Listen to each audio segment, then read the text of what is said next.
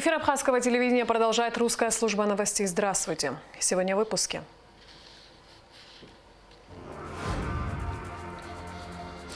Президент Аслан Бжаня провел расширенное выездное совещание с активом Гудаутского района. Абхазская милиция отмечает столетие со дня основания. Почему никак не удается снизить рост заболеваемости коронавирусной инфекцией и с чем связана возросшая смертность? Абхазия вышла в финал международного конкурса красоты «Мисс Офис-2021». Нашу республику представит сотрудница компании «Амобайл».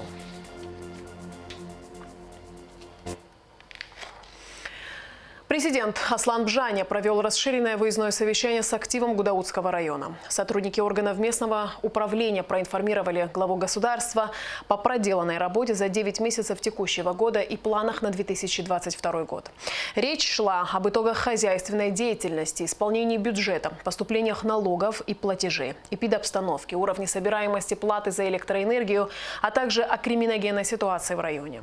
Также на совещании обсудили реализацию инвестпрограммы, состояние системы образования и сельского хозяйства. В рамках поездки президент посетил ковидный госпиталь в Гудауте, а также ряд объектов, строящихся по инвестпрограмме. После инспекции объектов Аслан Бжаня подвел итоги рабочей поездки. Объекты, предусмотренные инвестпрограммой 2022, объекты преимущественно связанные с водоснабжением населения и с восстановлением канализационных систем. Работы, на мой взгляд, идут удовлетворительно. Качество работ на этом этапе удовлетворительно. Существенных отклонений от сроков нет. Я, как и говорил ранее, буду контролировать ход реализации инвестпрограммы, потому как это имеет непосредственное отношение к качеству жизни наших граждан.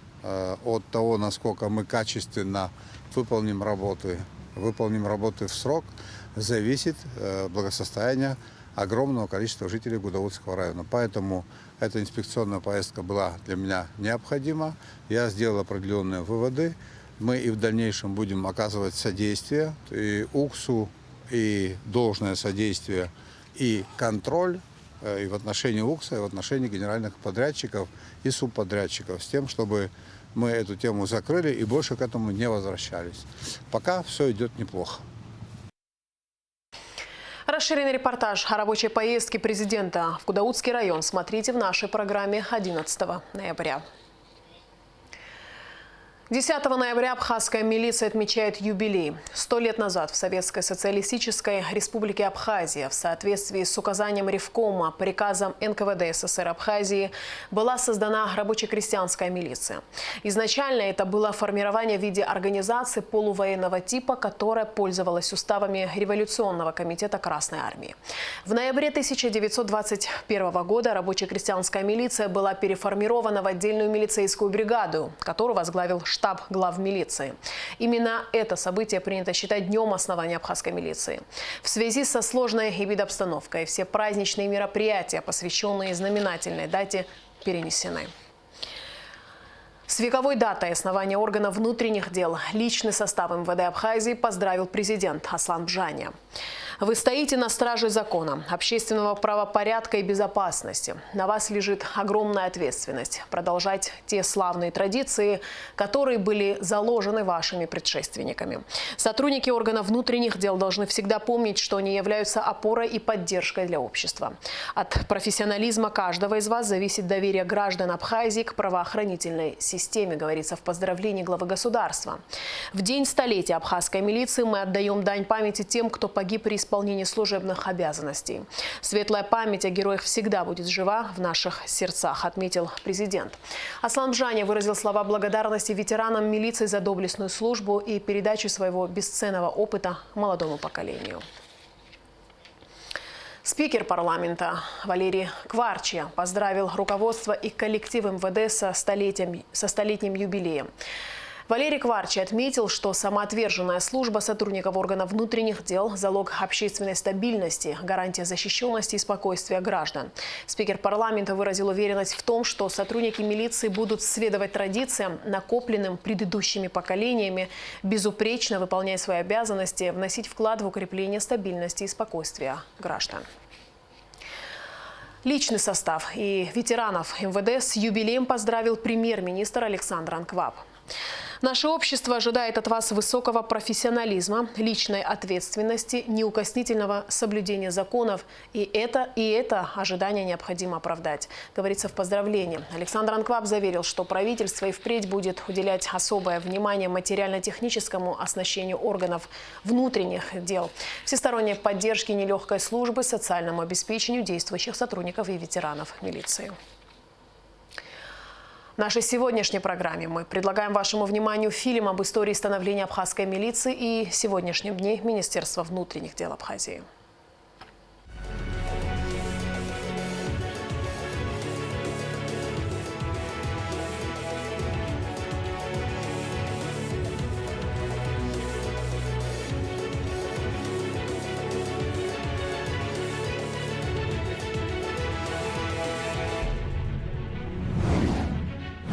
Лет назад в Советской Социалистической Республике Абхазия в соответствии с указанием Ревкома приказом НКВД СССР Абхазии была создана рабочая крестьянская милиция.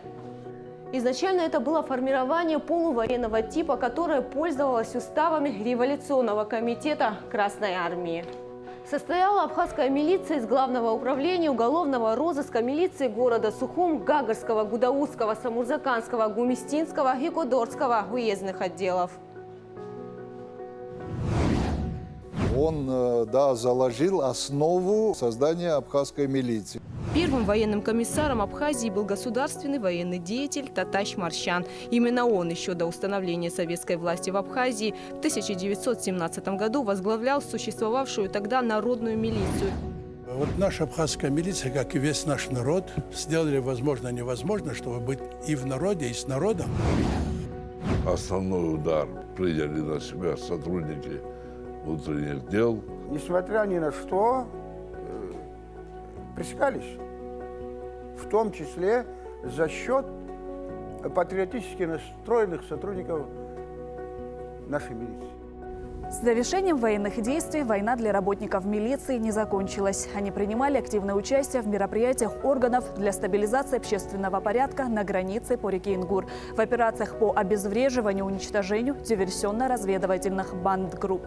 Все эти бандитские формирования, они осуществляли засады и именно были нацелены на правоохранительные органы.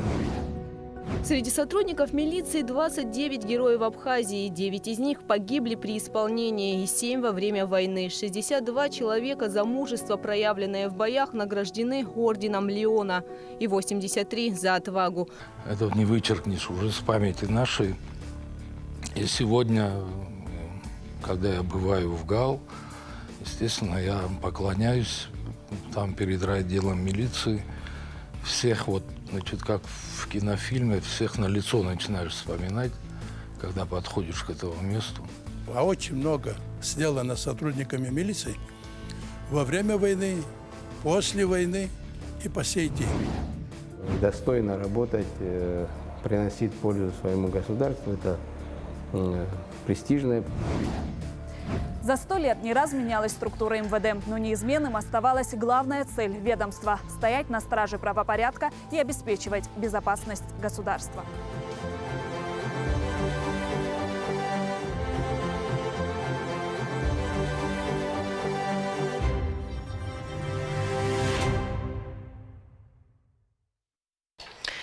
В Манагуа состоялась встреча министра иностранных дел Абхазии Даура Ковис Даниэлем Ортегой. Министр передал вновь избранному президенту Никарагуа поздравительное письмо от президента Абхазии Аслана Бжани. В рамках встречи Даур Ковис сообщил, что Абхазия планирует в следующем году открыть в Никарагуа посольство, что позволит еще более динамично развивать двусторонние отношения. В ближайшее время из Абхазии в Никарагуа отправится делегация для обсуждения конкретных планов сотрудничества.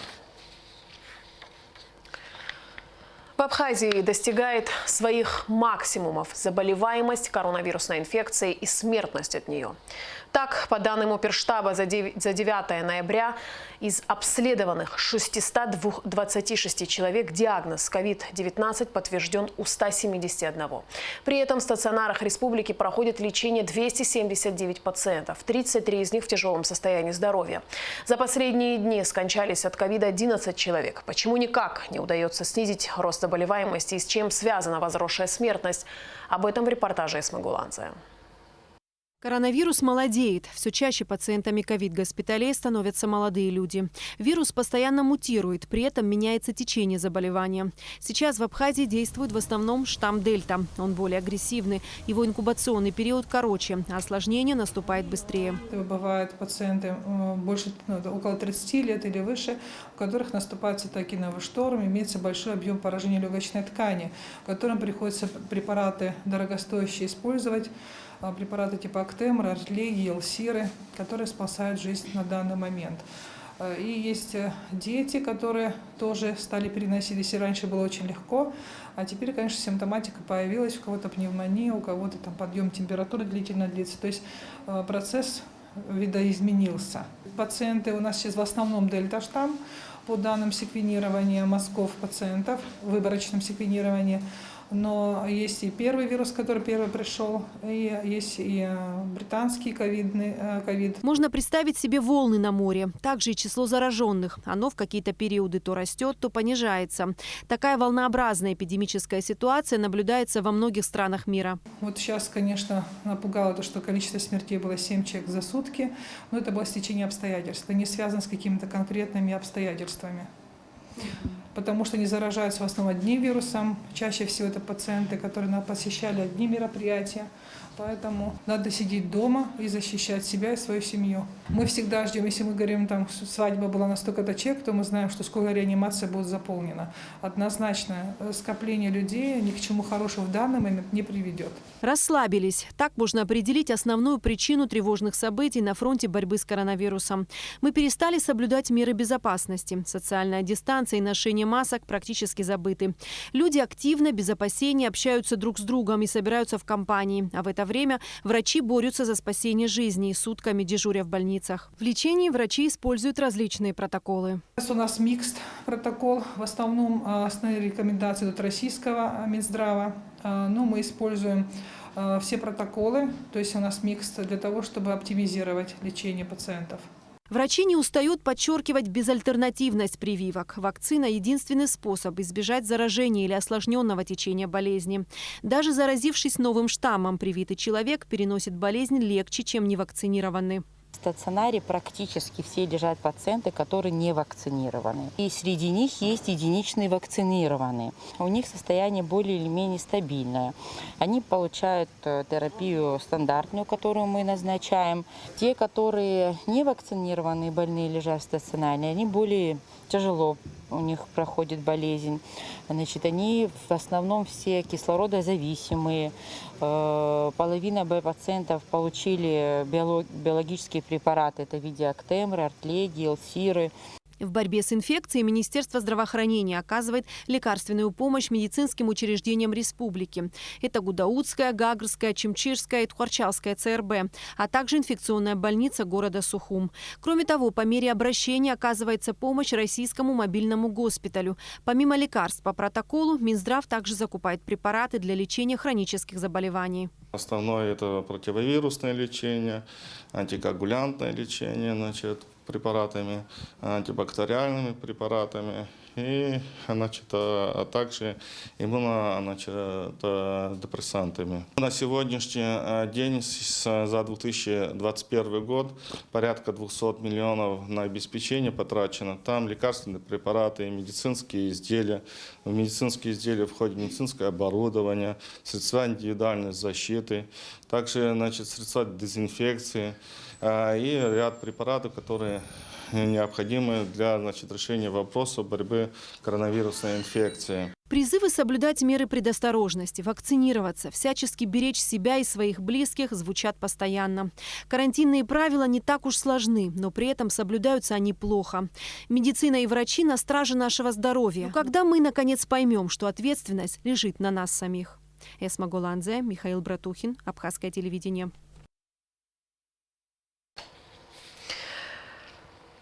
В связи с низким напряжением в сети в Сухумской инфекционной больнице установлен трехфазный стабилизатор напряжения «Лидер», сообщает пресс-служба столичной администрации.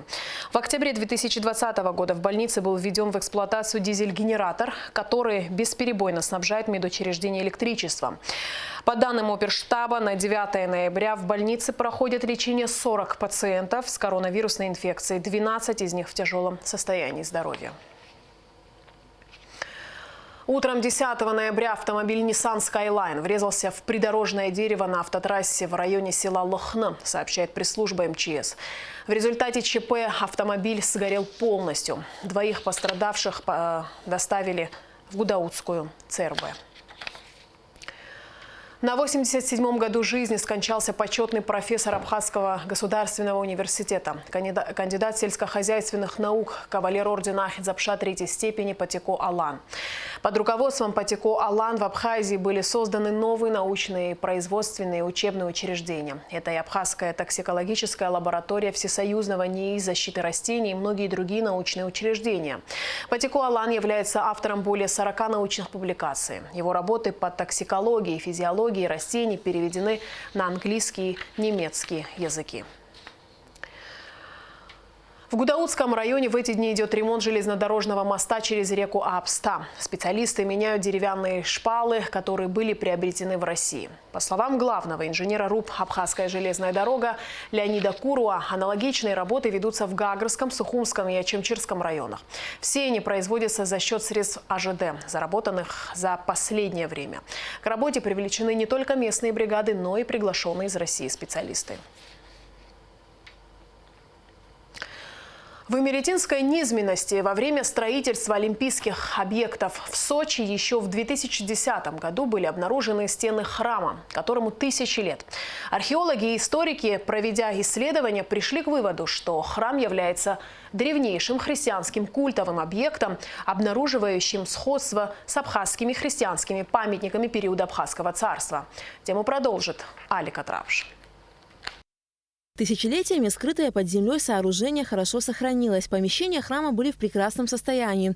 Стоит отметить, что российские коллеги пригласили группу абхазских археологов принять участие в экспедиции. Аркадий Джопа, Зураб Хонзия и я, мы были приглашены на разведывательные работы, значит, какие материалы могут быть в местах построек, в местах застройки олимпийскими объектами. И мы поехали. И в итоге, значит, нам сказали, что здесь где-то храм должен был быть. Вадим Викторович в свое время тоже делал какие-то разведки.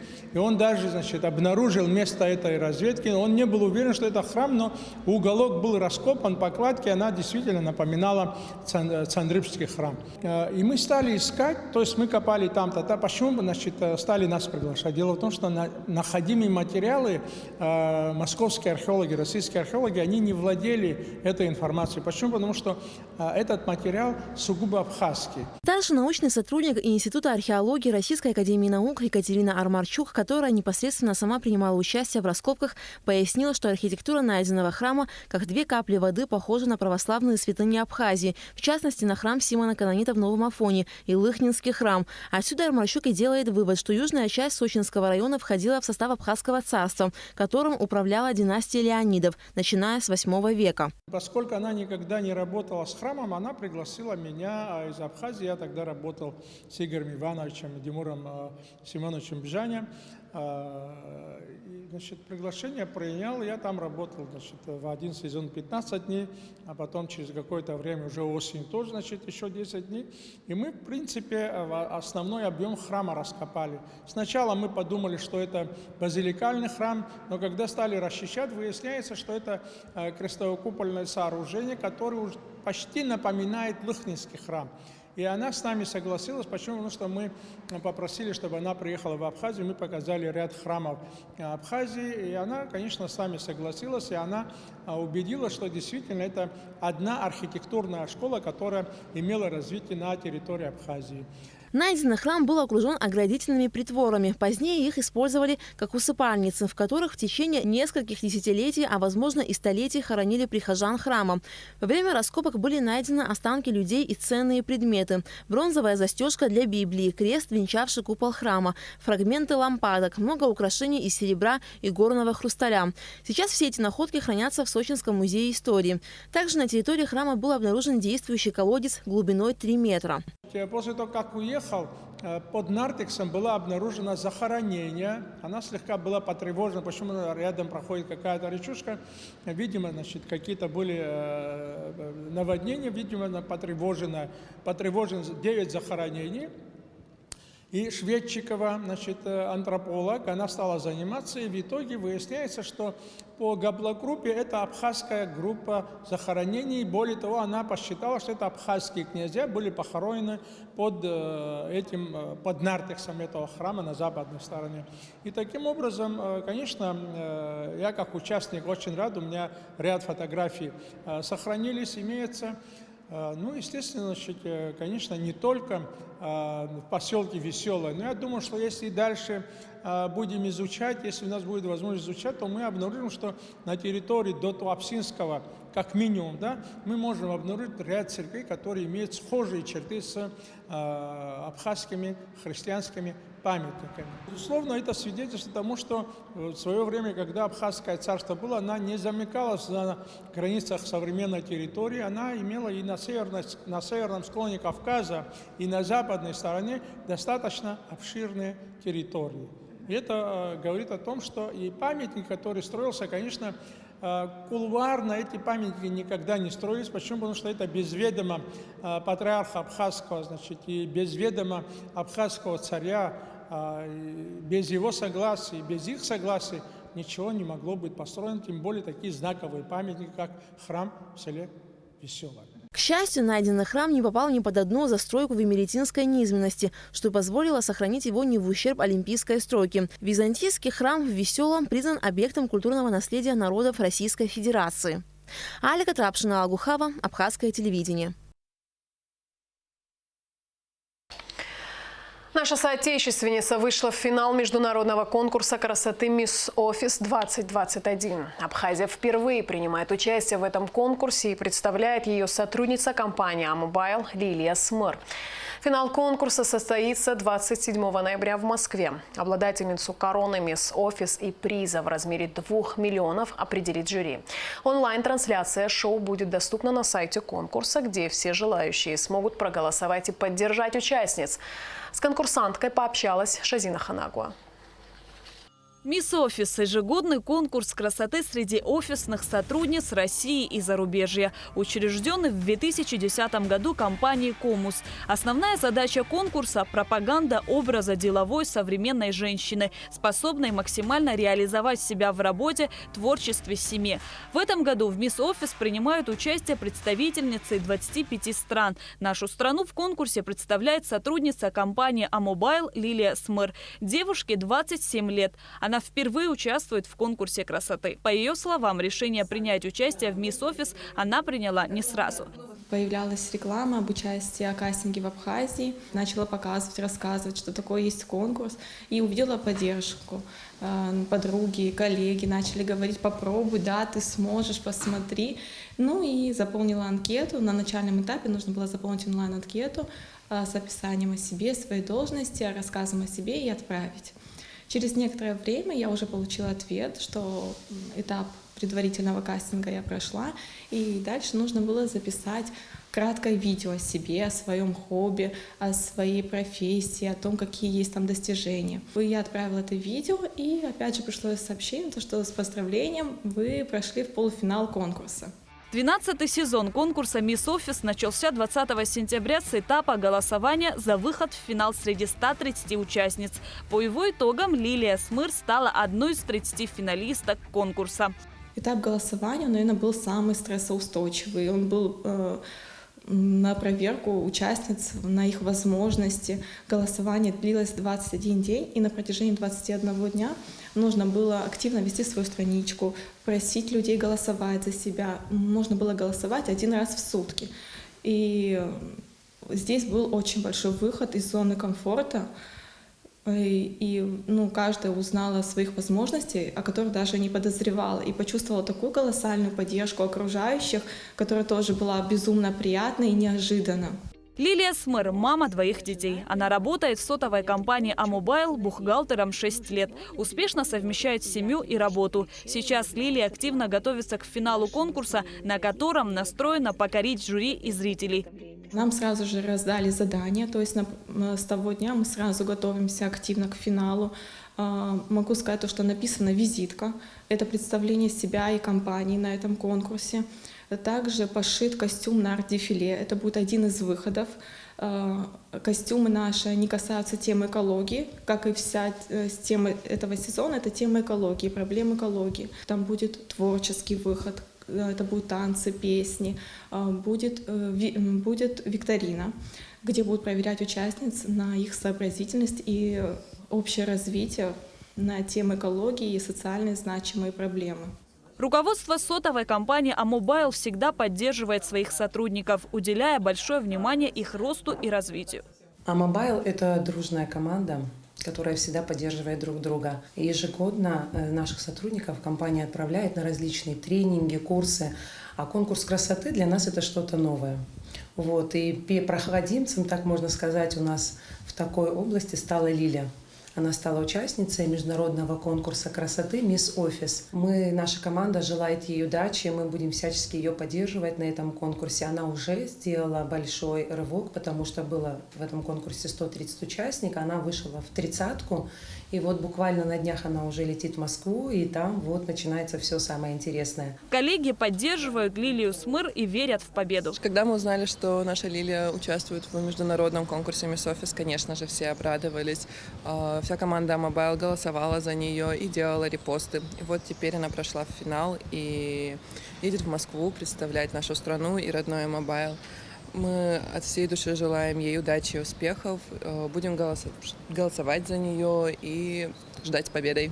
Финал международного конкурса красоты состоится 27 ноября в Москве. Обладательницу главной короны «Мисс Офис» и приза в размере 2 миллионов рублей будут определять жюри, в составе которого композиторы, пианисты, актеры. Онлайн-трансляция финального шоу «Мисс Офис» будет доступна на сайте конкурса, где желающие смогут проголосовать и поддержать участниц. Шазина Ханагуа, Инала Гухава, Абхазское телевидение. 11 ноября в Гудауте состоится матч 21-го тура 3-го этапа чемпионата Абхазии по футболу сезона 2021. Встречаются Гудаутская Рица и Сухумский Нарт. Начало матча в 14 часов. Напоминаем, что прямую трансляцию всех матчей можно смотреть на канале Абхазского телевидения в системе «Спорт» и в соцсетях. И в конце выпуска прогноз погоды.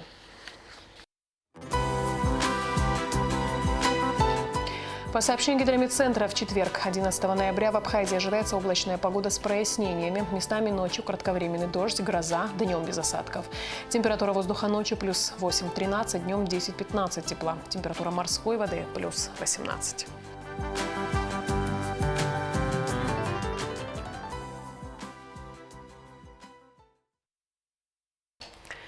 На этом наш выпуск завершен. Всего доброго и до встречи в эфире.